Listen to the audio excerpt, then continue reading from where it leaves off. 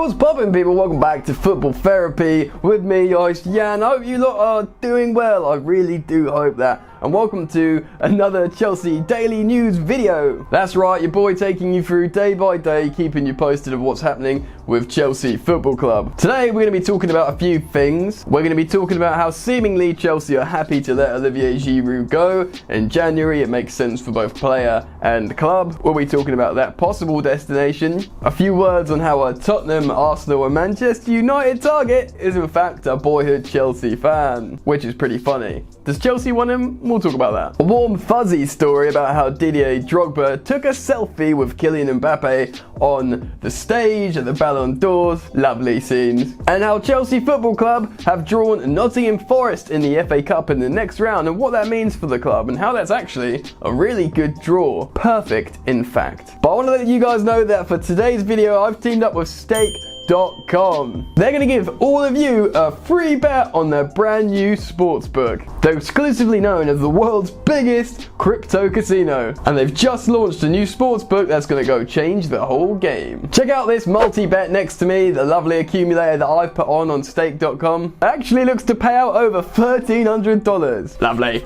Couple of obvious ones in there, like Chelsea winning, hopefully.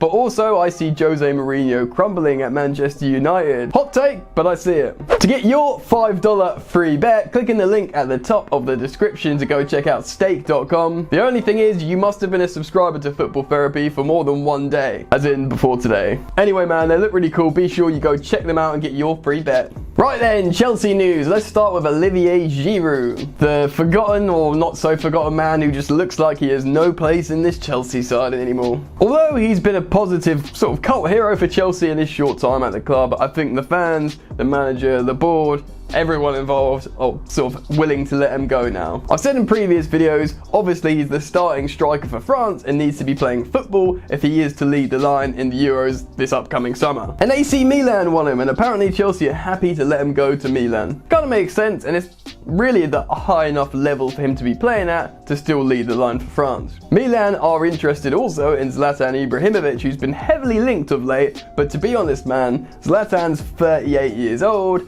Giroud is 33 years old. He makes more sense. He'd probably get a longer contract, and I think he'd probably score a few goals in Serie A. Even if Chelsea can't bring a striker in January, it does look like they want to play Pulisic, or Frank Lampard's happy to play Pulisic through the middle on certain occasions. So, merci beaucoup, Giroud. Thank you, Giroud. Anyway, as per usual, I'll keep you posted on all transfer news. Just make sure you check out Football Therapy daily. Right, I've got my phone out to read this geezer's name. United, Arsenal and Tottenham target Kulusevski has recently come out in an interview and said he is a boyhood Chelsea fan. The 19-year-old Swedish attacking midfielder is actually a baller. He's rated at about £40 million and already has 8 league goal contributions in Serie A and playing for Parma as well. So it's always nice and funny to hear, you know, rival targets come out and say they're fans of Chelsea. That happens quite a lot, actually. But does it really mean anything? Probably not. Do Chelsea want to get him? Although he's only 19, he looks like he's playing at a really high level. He wants to come to Chelsea, he's probably reasonable. Chelsea don't need midfielders. Now, another reason why I'm talking about this is because Chelsea are quite heavily linked with Milinkovic-Savic, who's obviously a baller as well. Apparently, Frank Lampard really wanted him. But if there's one place on the pitch that Chelsea are cool, it's midfield. I mean, even if they do flip Ross Barkley and make a profit on him and maybe want to bring someone else in, it doesn't make any sense. Remember as well, this winter, Ruben Loftus-Cheek is set to make a sensational return to the Chelsea side, and he is such an important for Chelsea, I'm going to keep that in. An important player for Chelsea. I've always maintained this. If you watch the channel, you'll know. Go and watch yesterday's video where I talk about him a lot. He'll be returning sort of mid-season, and he should really be a starter by the end of the season. That's how highly I rate Loftus-Cheek. So yeah, Chelsea don't really need to be looking at other midfielders. They need fullbacks and wingers and centre-backs and strikers, maybe? I don't know. Just not midfielders. Right, I'm sure a few of you know Lionel Messi, the GOAT, the greatest football player to ever play the game. Don't come at me with your Ronaldo nonsense. He won the Ballon d'Or again yesterday, but on stage, Didier Drogba, who's hosting the award, told a story about Kylian Mbappe on stage with him, about how he wanted a photo in the 2009 Barcelona game, you know, that game with the refereeing. In fact, Drogba said this: 10 years ago, after the Chelsea versus Barcelona game, a child came to me and wanted to take a picture. said the former Blue striker. That day I said no because of the disgraceful refereeing decision. It's a disgrace, remember? I learned that child was Kylian Mbappe. I want to pay my debt now. Drogba then got everyone to stand up. He turned, he went selfie mode, he got a lovely picture of Mbappe. Lovely scenes, and ladies and gentlemen, there's your warm fuzzy story for today's video. And Kylian Mbappe, I'm not saying he's a Chelsea fan. Every club thinks top players are fans of their club, but he did have a Chelsea shirt when he was young. He obviously looked up to a few Chelsea players. And that's nice that he's now like a world superstar and he gets his picture with Drogba. Lovely scenes indeed. Right, Chelsea have drawn Nottingham Forest in the next round in the FA Cup. Chelsea always seem to be drawing Nottingham Forest in domestic cup games at home. Was it last season that we beat him 5-1? Was it 5-1? I went to the game. I remember Michy Batshuayi scored a hat-trick. Lovely. But yeah, we seem to always be drawing Nottingham Forest. Now, Forest are a big club. They've won 2 Champions Leagues, you know. I'm sure if you know any Forest fans, they'll let you know that. In fact, I remember when they came to Stamford Bridge, the fans, because obviously Chelsea, whenever they get the chance, they sing, "Champions of Europe," you'll never sing that. But, let's just wait for the siren to go past. Okay, good.